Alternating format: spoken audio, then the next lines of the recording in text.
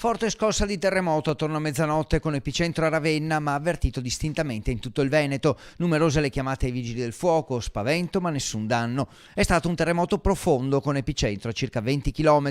A Padova i rischi rimangono bassi, molto maggiore statisticamente il pericolo di dissestri idrogeologici e alluvioni. Padova ha la fortuna di stare lontano da delle sorgenti sismiche attive, cioè delle faglie che producono terremoti, come quella che ha prodotto il terremoto di stanotte o come le faglie le più vicine a Padova sono attive, sono chiaramente quelle del Modenese e del Ferrarese settentrionale, quindi quelle che del 2012 hanno prodotto magnitudo 6.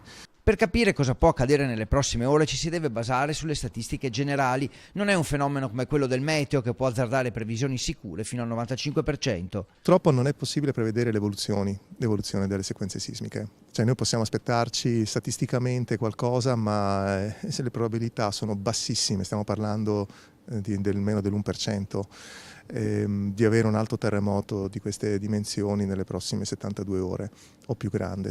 Quindi è molto, e questo si basa sulla statistica di tutti i terremoti del mondo. Nel Veneto la situazione è comunque legata ad alcune zone più a rischio, specie la pedemontana.